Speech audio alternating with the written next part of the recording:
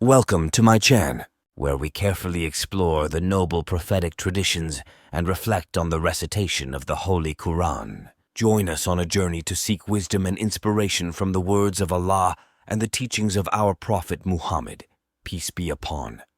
Support us with a like, subscribe to the channel. In the name of Allah, the entirely merciful, the especially merciful.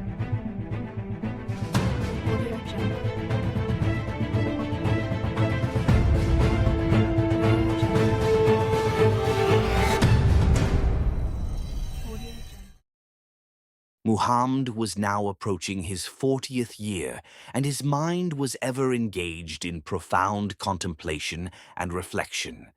Before him lay his country, bleeding and torn by fratricidal wars and intolerable dissensions.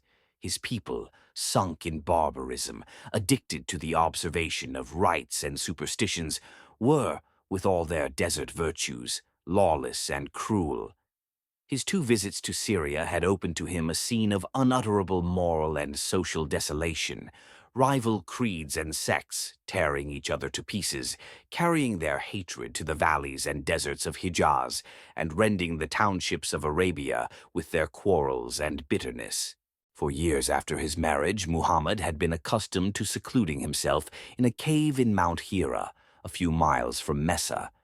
To this cave he used to go for prayer and meditation, sometimes alone and sometime with his family.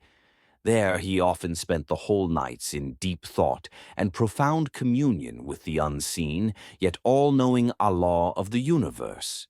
It was during one of those retirements and in the still hours of the night, when no human sympathy was near, that an angel came to him to tell him that he was the messenger of Allah sent to reclaim a fallen people to the knowledge and service of their Lord, squeezed him and said, "Read in the name of your Lord, who has created all that exists, has created a man from a clot, a piece of thick coagulated blood. Read, and your Lord is the most generous, who has taught the writing by the pen, has taught man that which he knew not." Ch. 96:1-4 Quran. Then the Prophet repeated the words with a trembling heart. He returned to Khadijah from Mount Hira and said, wrap me up, 11. She wrapped him in a garment until his fear was dispelled. He told Khadijah what had occurred, and that he was becoming either a soothsayer or one smitten with madness. She replied, Allah forbid, he will surely not let such a thing happen, for you speak the truth, you are faithful in trust.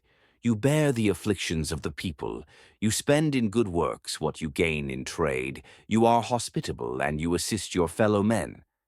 Have you seen anything terrible?